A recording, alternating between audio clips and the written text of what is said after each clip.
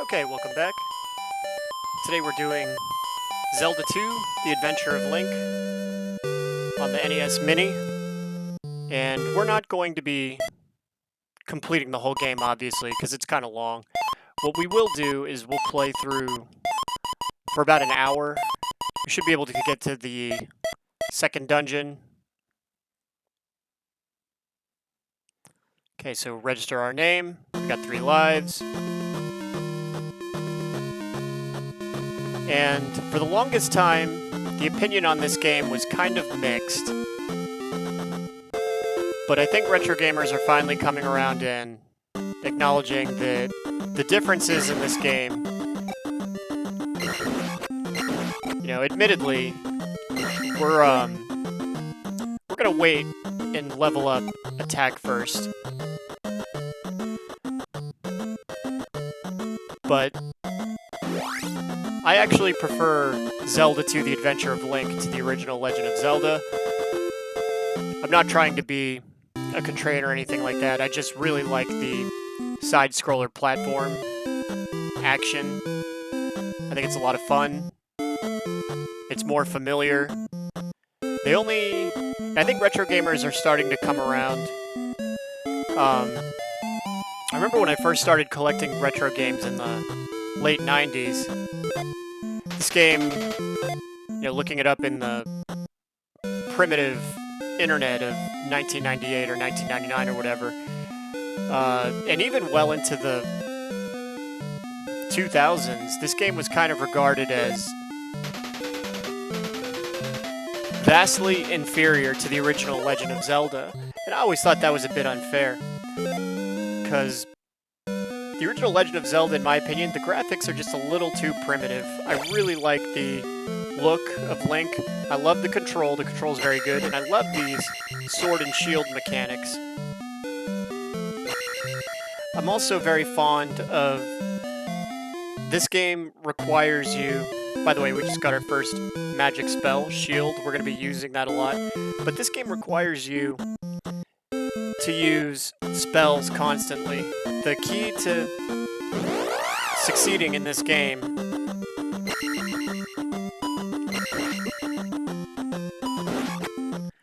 is to constantly use spells to get through any screen where you're sure you're going to take damage. There's absolutely no need to be stingy with magic. Pardon me, a little audio glitch there. But there's absolutely no reason why you should be stingy with magic in this game. And I've always felt that anyone that's complained about this game, if you've ever watched any fair weather gamers play this game and they're not very good at it, it's because they're not using enough spells. You need to be using your spells constantly.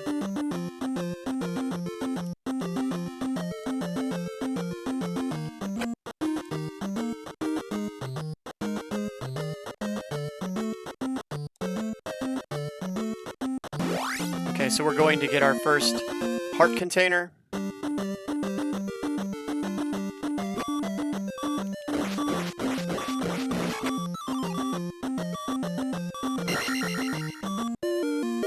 And thankfully, that's going to bring our life back.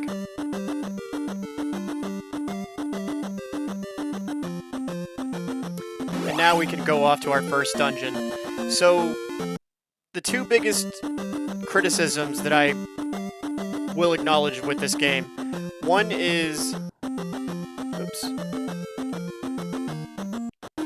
One is that it's too hard. I don't believe that it's too hard, but I will admit that I think that the game is kind of asking a lot early. Like, it's fun, going through the first dungeon and moving along the map. But then after that, you have to do a bunch of side quests to get to the second dungeon, which is, and mainly what I'm talking about is finding the magic hammer in the mountain labyrinth, which we're going to do that today. That is actually pretty tough. And I think that big learning curve that early in the game may have turned off a lot of fair weather gamers. It's kind of a challenge. Alright, we always take these guys out just in case one of them drops a point bag.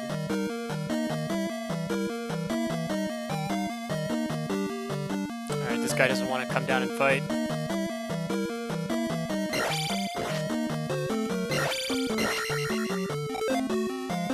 Okay, we're still holding off for attack. You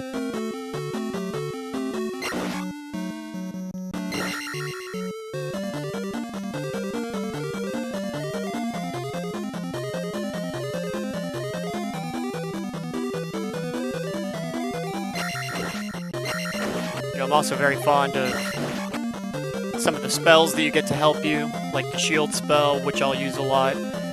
The fire spell, which we won't get in this video, where you can make the sword shoot flames, fireballs.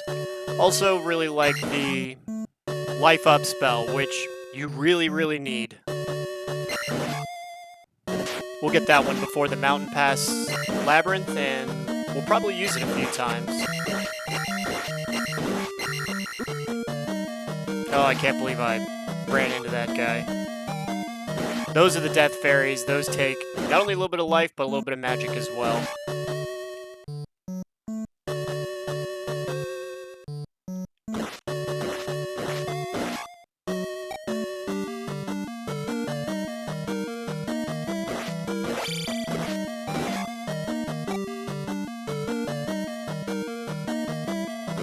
Alright, and we are going to take this guy out. It's going to take forever. But by taking this out, that'll boost us to 200 points, and then we can finally level up attack.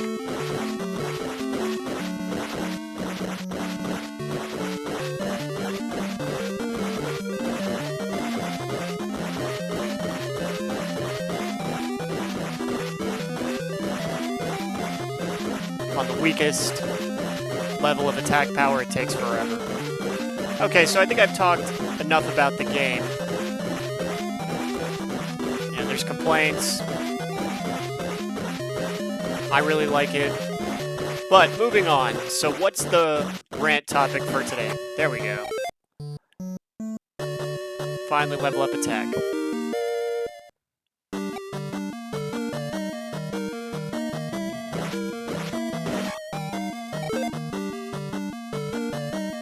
And let's see. Let's hold off leveling up for now. Fairy right there. I thought the rant topic, you know, something that I was talking, oops.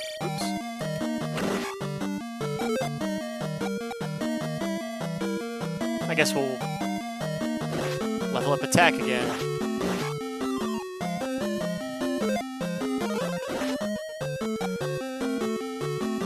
But I recently did a rant for my Sonic the HedgeHog video where I talked a little bit about Media Play, which is a chain that's no longer around, they're gone. And I thought it would be fun to kind of continue with that spirit. Persons who are in their 30s or 40s seem a little nostalgic for BlockBuster Video. If you move to a new town, you know, you find someone in their 30s or 40s, one of the questions you can ask them, if they've lived there long enough, is, where was the BlockBuster Video around here? And they'll surely be able to tell you.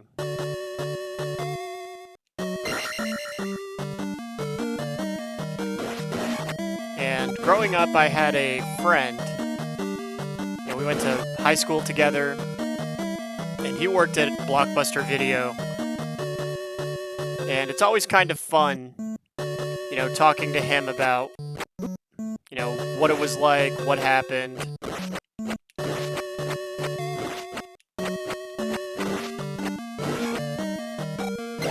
He probably gets tired of me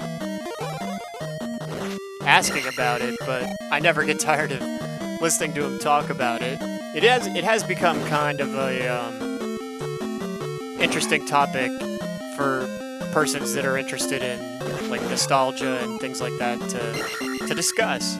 Like there's plenty of videos on YouTube of, you know, BlockBuster, what happened? How did this company, you know, go under? And I think it's just kind of part of that, you know, there's interest in it because, well, one, for the business model. You know, BlockBuster Video in the late 80s and all the way through the 90s, they were everywhere. They had stores all over the country. And then they just kind of went away.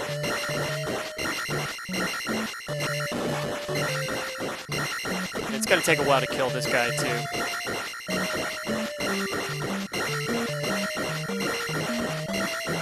And I mean, we all know what happened. It's not rocket science. I think there's a little bit more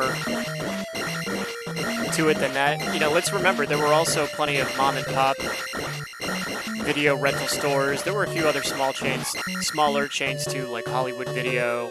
I remember one called Turtles. I think there was another one called Coconuts.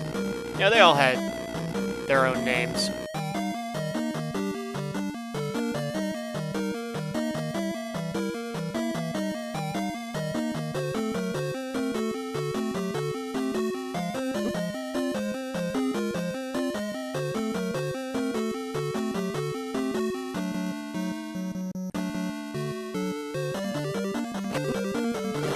I should have used shield.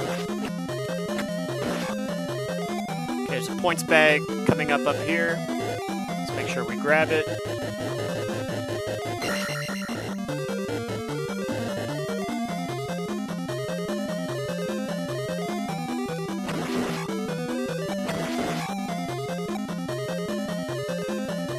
You know, what obviously happened with BlockBuster Video was they didn't innovate. They didn't get into, you know, they spent so much money on, you know, the brick and mortar business model, which at the time seemed like a sure thing. You know, you got to remember, BlockBuster Video was making a lot of money in the late 80s and early 90s. It probably seemed unfathomable that they would, you know, be out of business in 10, 15 years.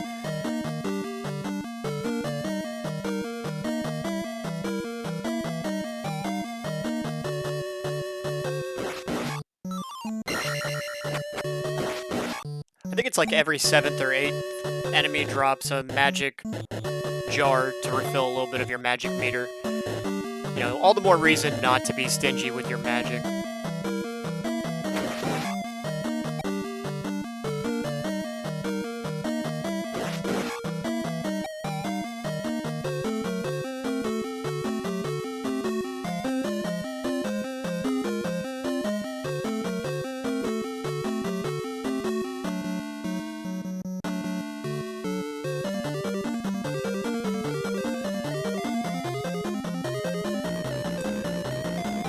But obviously what happened with BlockBuster Video is Netflix came around, and the original Netflix model was you went online, you picked out what movie you wanted, the postage was paid, you put it in the mailbox.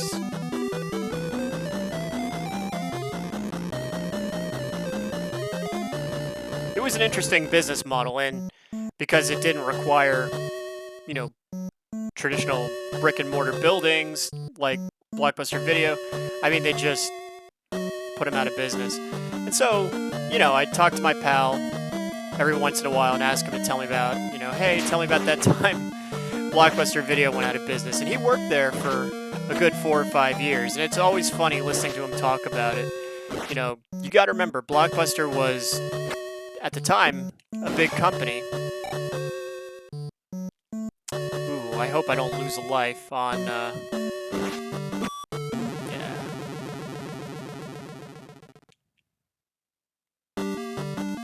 not happy about that. But at least I'm going to be able to upgrade my attack one more time.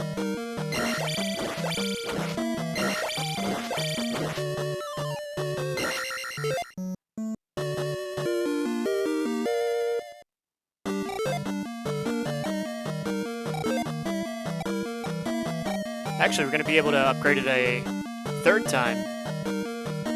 While I'm not happy about losing that life, I am happy about the way the level ups have been working. Okay, this is Horsehead. He's not too tough. You just have to hit him in his Horsehead.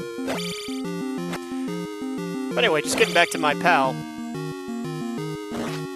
You know, he worked at BlockBuster for 4 or 5 years, you know, during the boom years and then the bust years.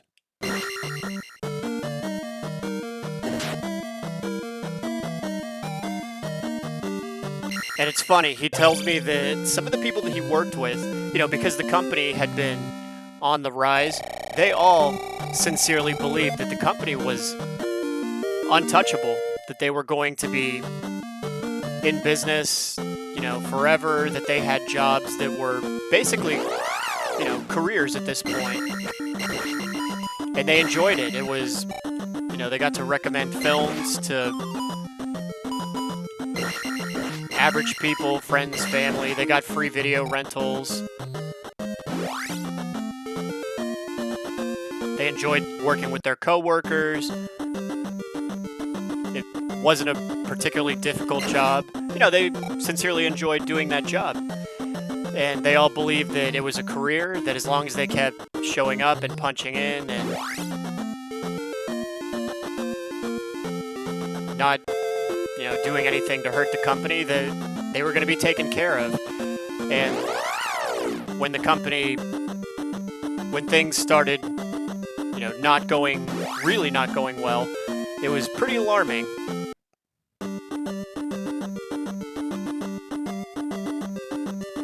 Alright, we gotta make sure we kill this guy, because otherwise he'll be waiting for us on the way back.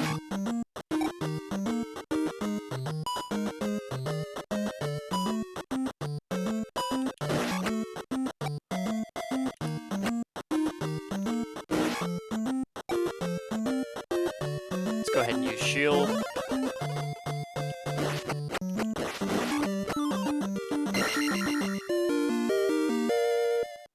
And that is the town trophy. We're going to be able to get a new spell with that. He was waiting for us anyway. Okay, and if we go to the south, we'll also be able to get another magic jar.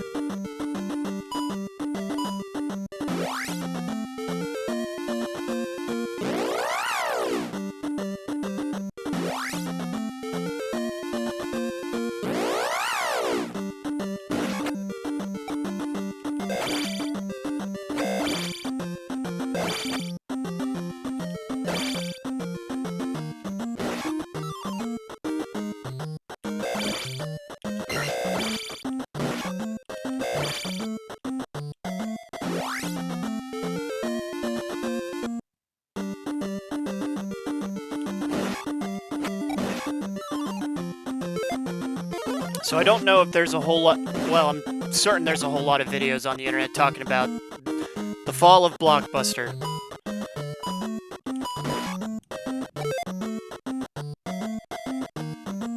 So, you know, I've always asked, like I said, I've always asked my pal, you know, what was it like from, you know, the perspective of someone who worked there? You know, as an employee, what was it like? What were some of the signs from the company that things weren't going well? And, you know, he always gives kind of a couple of similar answers. He told me that the first sign that things were not going well with the company, one was when they took away late fees, and I'm not even sure when this happened, maybe 2003 or 2004, the company, and again, I don't know the pertinent financials. I know they had a lot of stores and a lot of employees. Here's where we get our jump spell.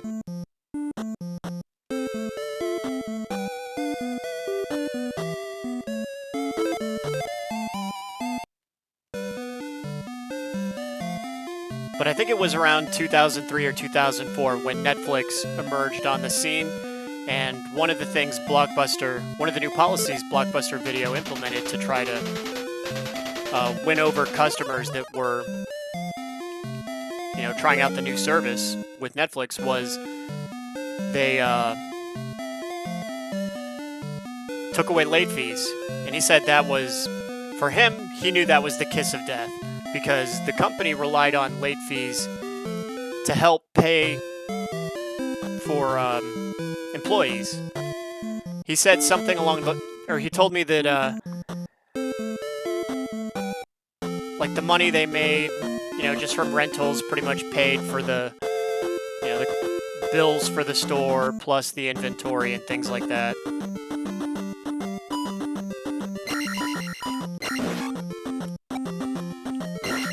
And that they actually relied on late fees to help pay for their employees. I don't know how true that is. I kind of just take him at his word on this one.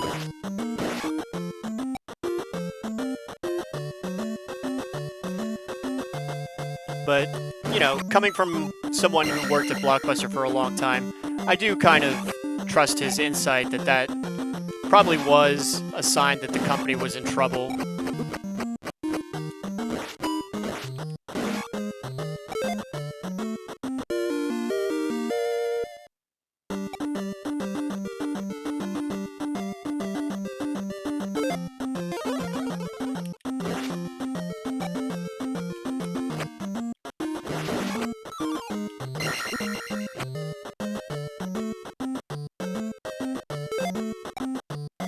Here's where we need jump.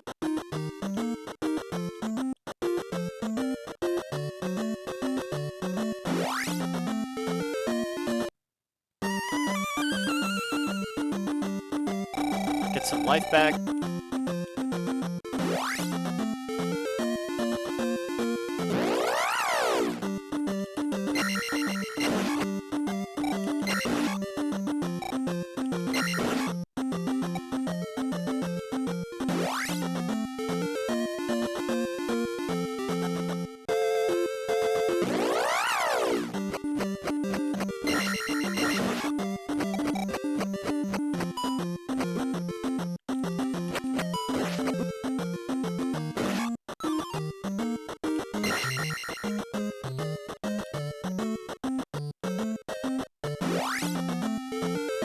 The other sign he always gives me that the company wasn't doing well,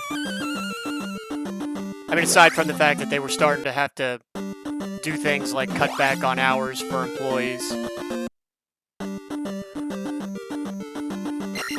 But he told me, and I don't know if they did this all over the country. I've heard rumors that they did, but I've never heard anyone talk about it but him. He said, and I believe this was in 2004. Oops. But he said that there was a regional meeting. There we go. We need to find this guy. His name is Bagu. He's going to give us the river note.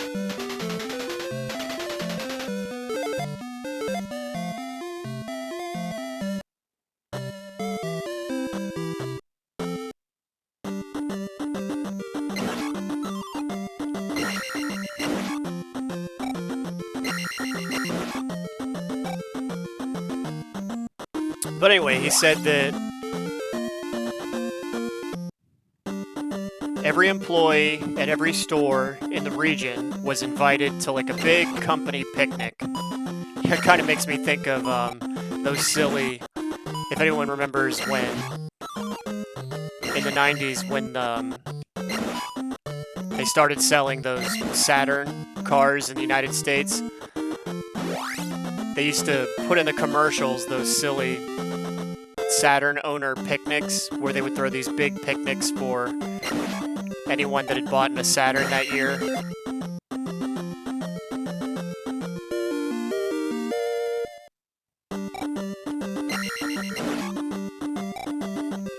But they threw a big company picnic.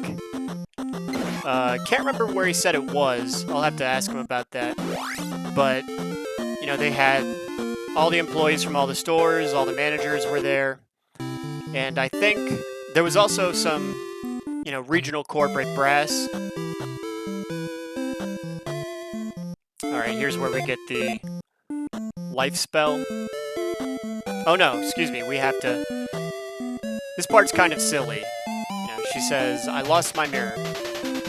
Now, if you didn't have the instruction manual, you might search all over the map looking for a specific area.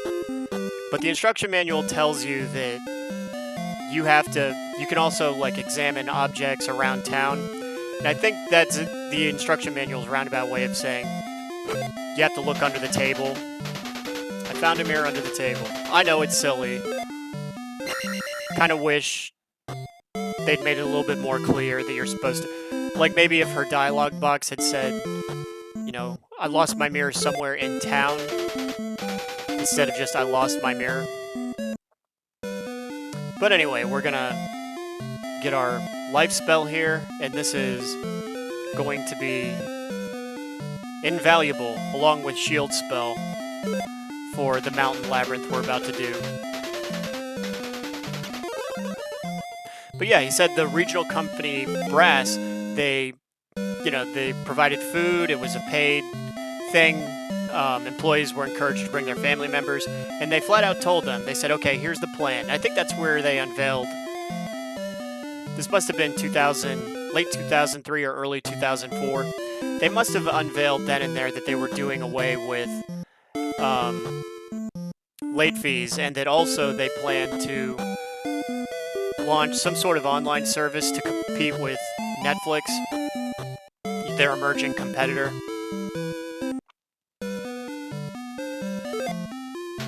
Here's where we show the river note.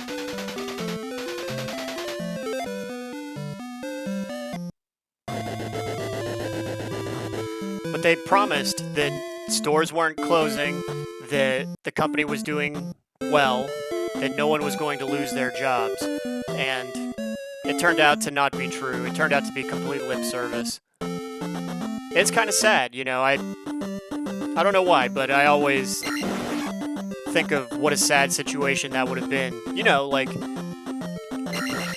for someone who was, you know, working at BlockBuster Video, thought they had a good career with a stable company, and then it's just gone.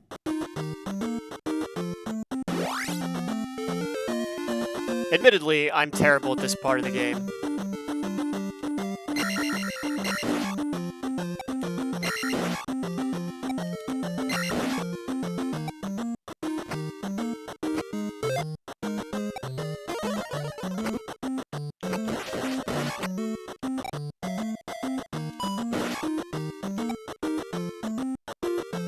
I'll probably get lost in this mountain area.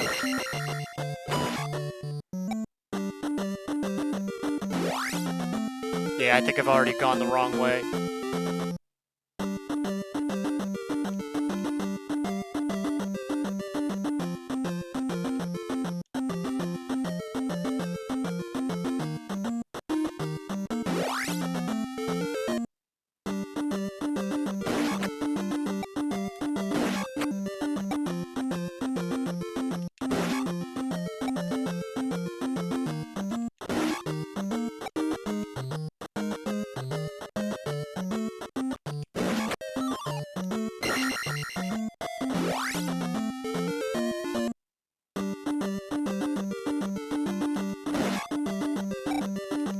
Anyway, if you have any funny stories about BlockBuster or whatever, I'd love to hear them. Put them in the comments.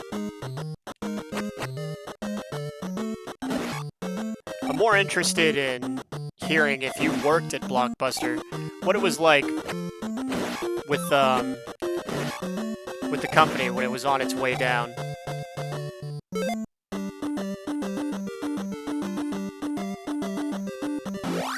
You know, I certainly remember with my pal, he told me hours were cutting back, eventually the store closed.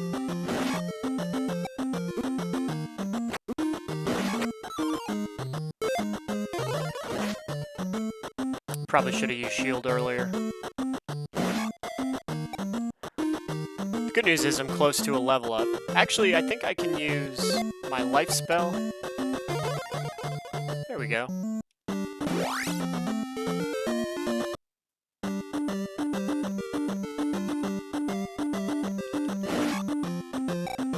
pretty close to getting a magic upgrade.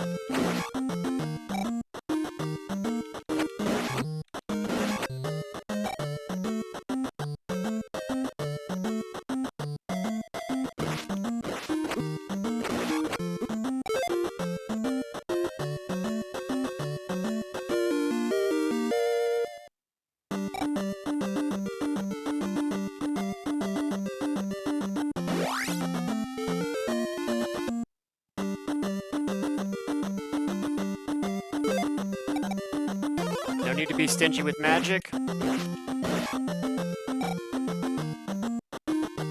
We're in an area where we should be able to get quite a few upgrades.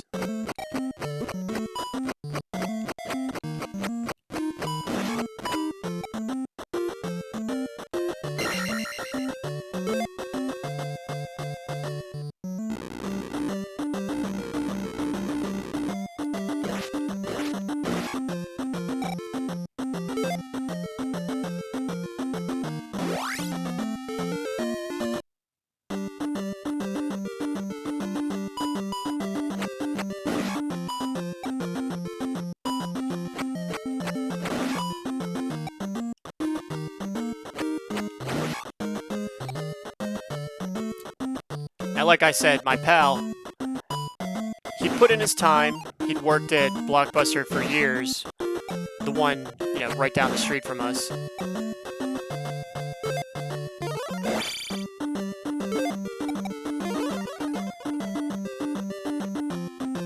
And, you know, when the news was coming that the store was closing, you know, he was in high enough standing with the company that they kind of threw him a bone.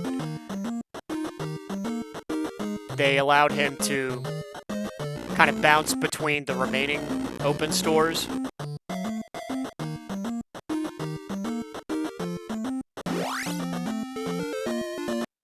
Am I just doing loops? Yeah, I think I went the wrong way. Anyway, I'm sorry, I'll find the right way.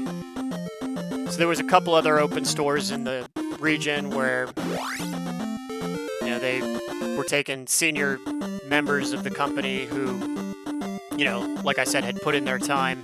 And they were allowing them to pick up hours, you know, bouncing between stores. But I think the company at this point was in managed decline.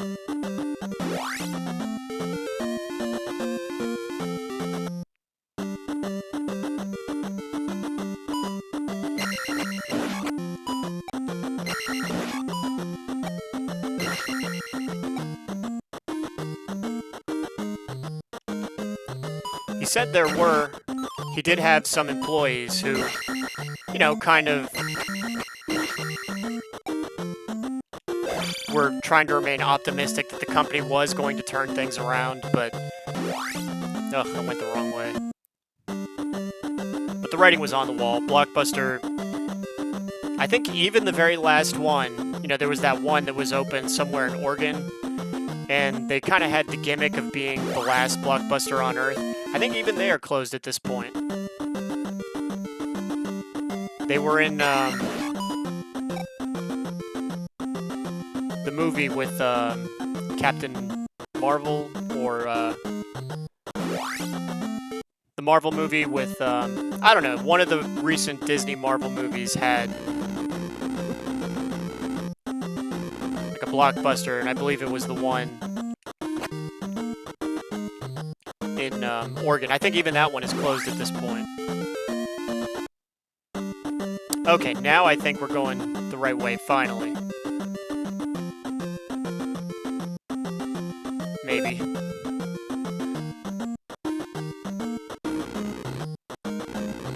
I am a little low on magic. Yeah, I don't think I'm going the right way.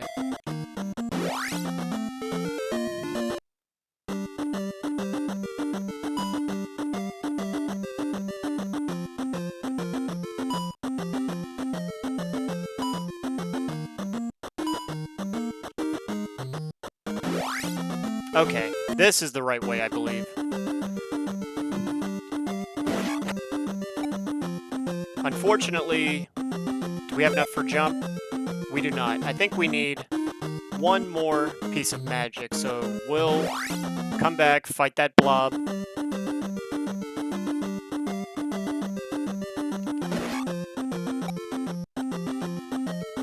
We don't want to fight that guy quite yet.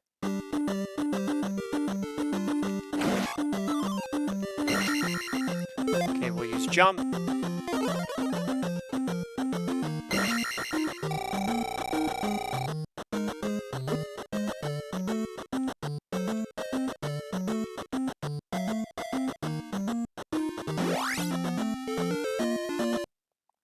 We'll fight him on the way back, maybe.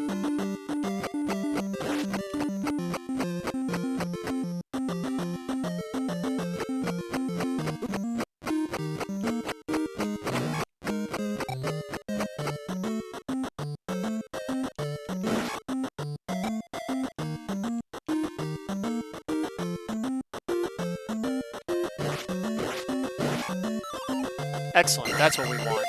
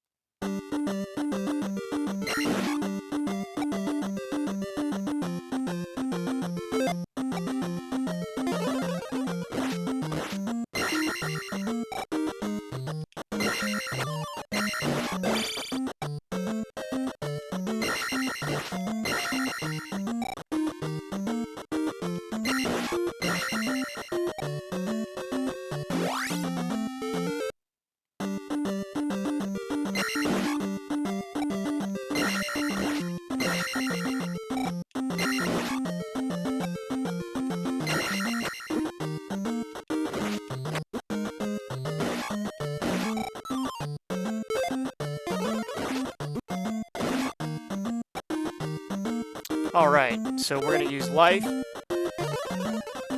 and refill our magic completely. And here finally we are going to get the hammer. Let's draw this guy out a little bit.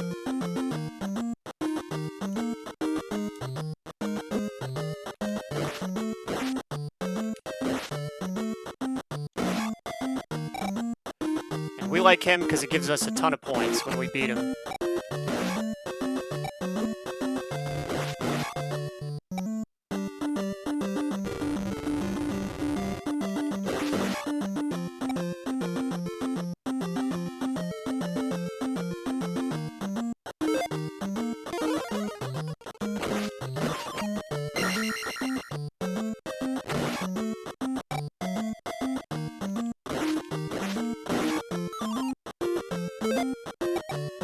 Ah, just not enough for life.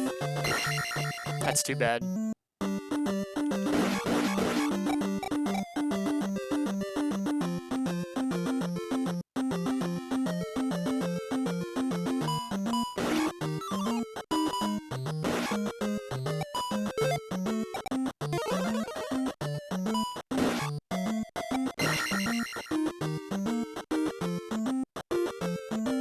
I think I meant to use life there. I used shield instead.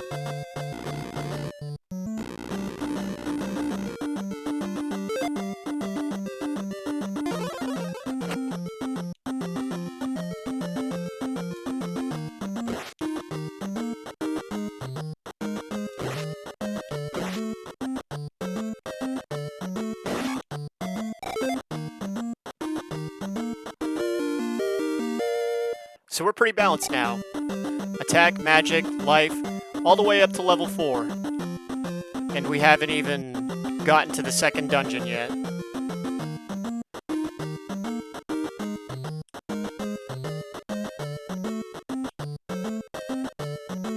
Like I said, I think one of the biggest pieces of criticism, you know, the game being too hard, I don't think is fair criticism. I think that the game having you do so much before getting to the second dungeon. Like this whole Mountain Labyrinth side quest. This really should have been saved for probably after the second dungeon. Make the player have to go through the second dungeon, then get the magic hammer, because this is kind of a lot. You know, I know I probably made it look easy. It's because I'm, you know, abusing spells. And I was very fortunate to be able to level up my attack so much so early.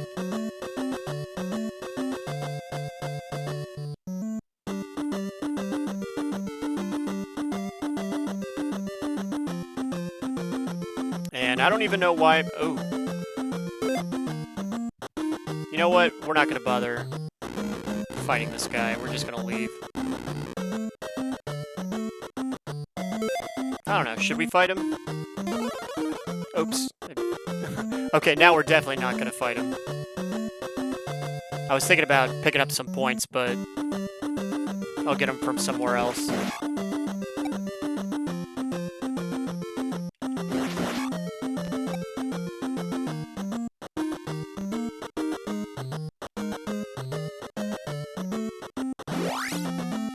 Okay, first thing we're going to do is break that hammer with the rock. Get another magic jar. Heal.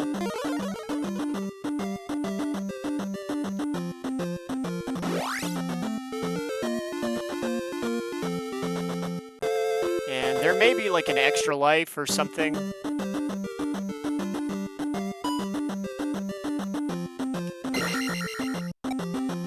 Oh. What a waste of a life.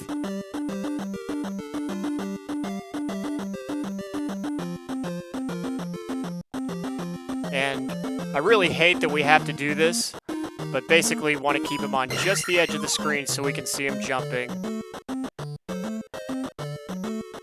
And he doesn't fire when we do that. That's one of those stupid little lessons where you learn from your mistake. So I've burned through 2 lives. That's okay. As long as I don't get game over on this play, I'm okay.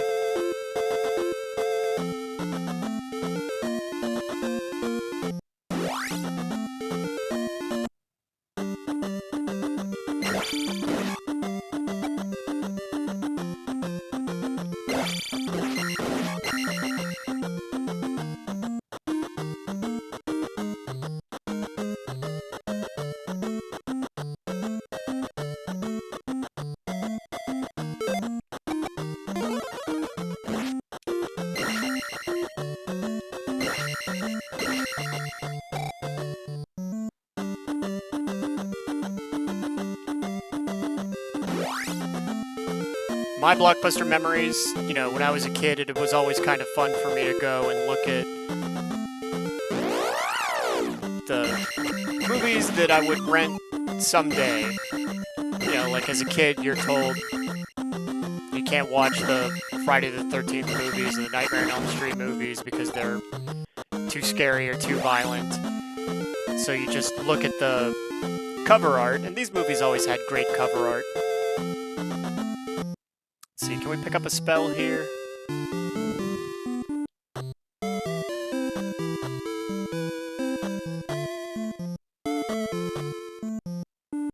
Oh, that's right. I think we need,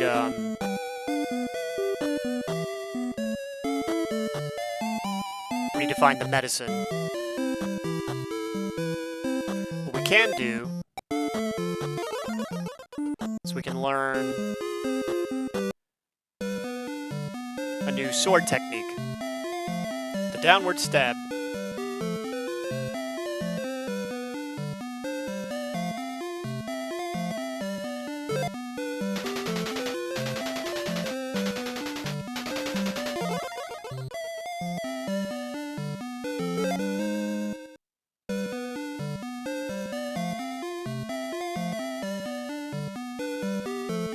By the way, some of those films had really great cover art.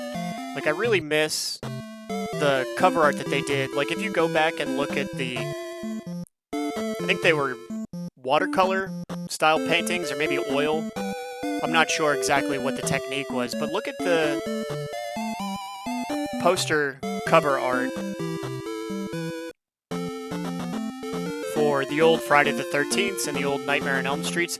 Those were fantastic looking. Like, I really love the Friday the 13th Part 7 cover art.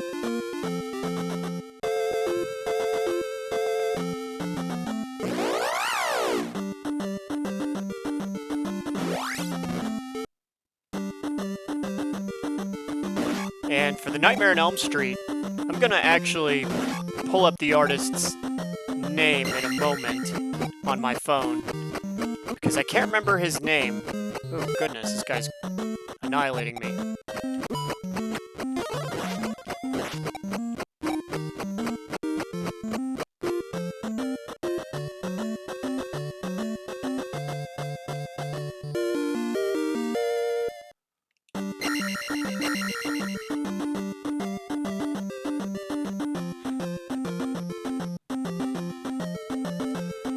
But the Nightmare on Elm Street artist, or excuse me, the artist that did the Nightmare on Elm Street posters, I think he did the best ones. The one I'm thinking of in particular, everyone remembers the cover art he did for Nightmare on Elm Street 3. That one looked pretty cool, but my goodness, the Nightmare on Elm Street 5 cover art is spectacular. And his art style kind of reminds me, I was convinced it was the same artist who did, if anyone remembers, Christopher Pike. He wrote horror stories in the early 90s. I think he probably went even beyond that.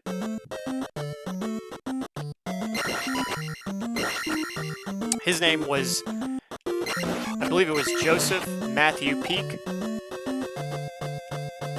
And he did some outstanding cover art, like for the Christopher Pike books.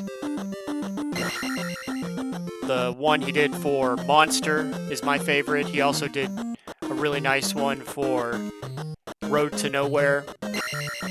If you look at those old, books by Christopher Pike and look at the cover art, the color scheme and the style, stylistically, it looks very similar to those old Nightmare on Elm Street posters.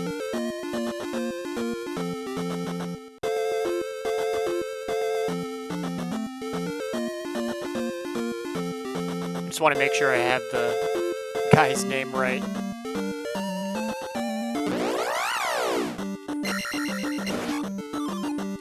Ooh, good, finally, some magic.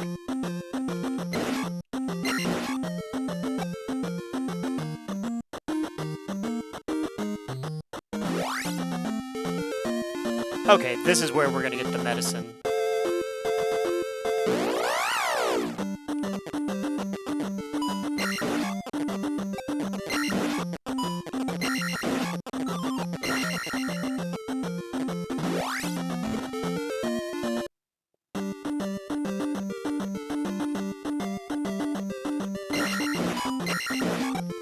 I hate these things because they actually take your experience points. These flying bonefish.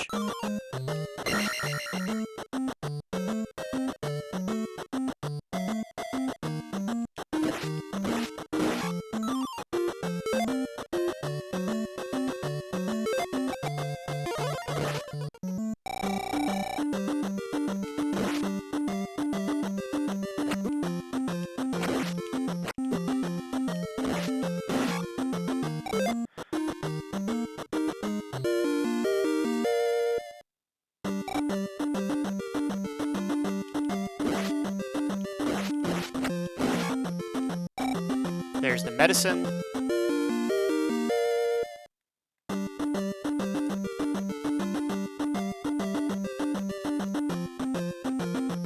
And when we turn this in, I probably didn't explain it earlier, but each town has something that you need to do. It has a wise man, and if you complete a chore, you get to learn a spell.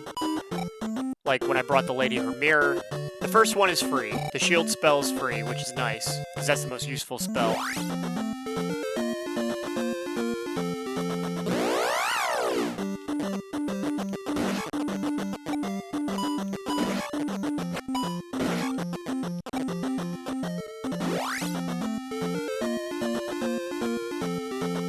Come here, fairy.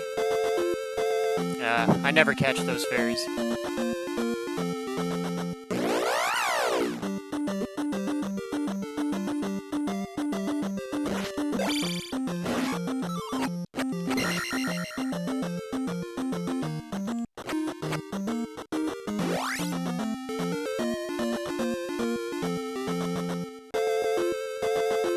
There are some extra lives hidden around the map somewhere.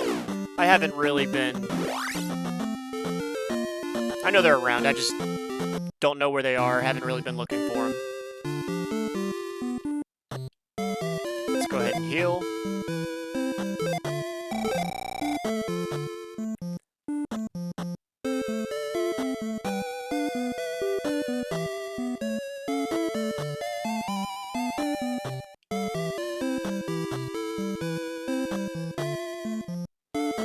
Oh, I totally forgot to mention pinned comments.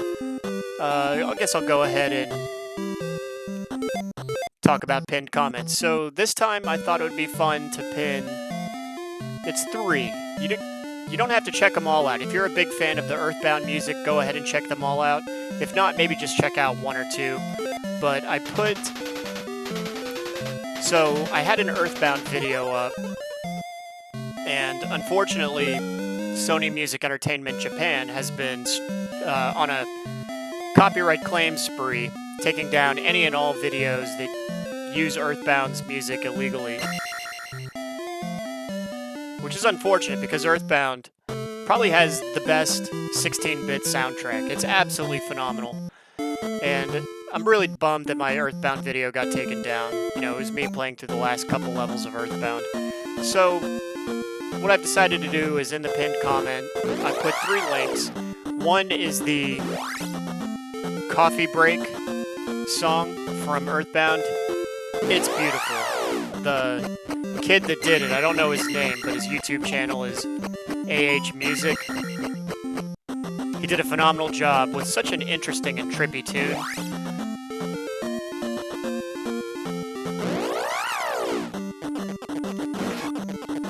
The other is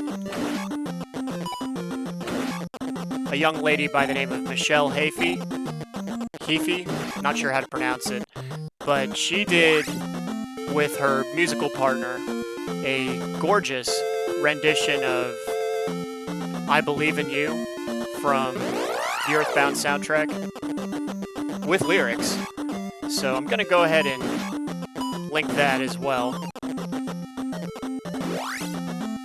And she's a very talented young lady. And then the third... Okay, this guy is great. We can go ahead and life up. Now we have our magic and life. So the third one is... and this one is probably the most interesting. It is a symphony in Japan that does, or maybe it's Korea, I can't tell, but they do video game music, and they did a phenomenal job doing a medley. They do medleys for like Donkey Kong Country and some of the other popular video game soundtracks. They did a beautiful medley for the Earthbound soundtrack. So there's 3 musical links in there.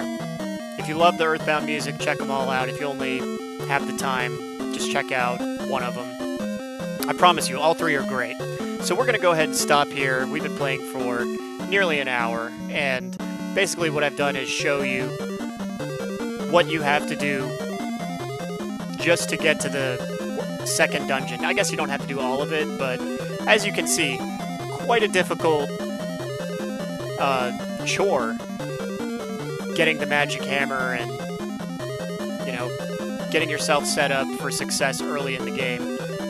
Game might have been a little top-heavy in that regard, a little unbalanced. So anyway, that's Zelda II, The Adventure of Link. Only lost 2 lives, didn't have to use any continues, so I'm grateful for that. Maybe we'll come back and play this game again in the future, come back and finish it. But for now, this should be fine. So hope you enjoyed watching, and we'll come back and do something fun again next time.